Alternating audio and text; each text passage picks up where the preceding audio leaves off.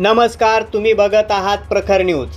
गावकऱ्यांच्या दानशूरतेतून उभा राहिला स्वातंत्र्य दिनाचा खरा उत्सव। बागलाण तालुक्यातल्या आराई गावात 79वा स्वातंत्र्य दिन नेहमीप्रमाणे फक्त झेंडा वंदनपुरता मर्यादित न राहता सामाजिक बांधिलकीची आणि दानशूरतेचा उत्सव ठरलाय। लोकनियुक्त सरपंच दिलीप सोनवणे यांच्या हस्ते छत्रपती शिवाजी महाराजांच्या स्मारकाला पुष्पहार अर्पण करून ध्वजारोहणाचा प्रारंभ झाला। त्यानंतर संपूर्ण गावात विविध संस्थांमध्ये व वसाहतींमध्ये ध्वजारोहणाचा कार्यक्रम मोठ्या उत्साहात संपन्न झाला। मात्र या उत्साहाची खरी ओळख ठरली ती समाजसेवकांनी दाखवलेल्या दानशूरतेची। KBH विद्यालयात ध्वजारोहण प्रसंगी ज्येष्ठ नागरिक व ग्रामस्थांनी शाळेसाठी उपयोगी भेटवस्तू दिल्या।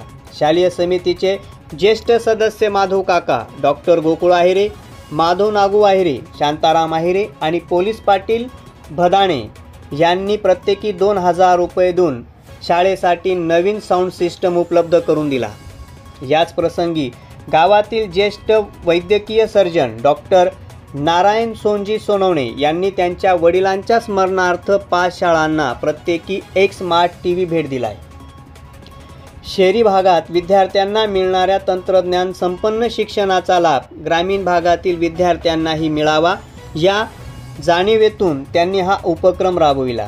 डॉक्टर सोनवणे यांचे हे योगदान केवळ शैक्षणिक मदत नाही तर ग्रामीण शिक्षणाला नवे क्षितिज देणारा उपक्रम आहे। याशिवाय सामाजिक कार्यकर्ते सुनील मोरे आणि सप्तशृंगी बँडचे संचालक रफिक शेख यांनी 21 अनाथ गरीब विद्यार्थ्यांना गणवेश वाटप केले। ज्येष्ठ नेते माधव काका आणि कौतिक नथू आहिरे यांनी मिठाई वाटप करून उत्साहात आनंदाची लहर भरली।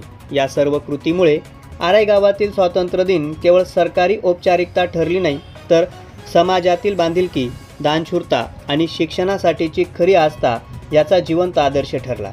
आजच्या काळात केवळ भाषणांनी स्वातंत्र्याचा अर्थ स्पष्ट होत नाही तर अशा कृतीमधून ग्रामीण भागातही शिक्षण व सामाजिक जाणीवा रुजल्या आहेत। आराई गावानं दाखवलेला हा आदर्श इतर गावांसाठी नक्कीच प्रेरणादायी ठरेल।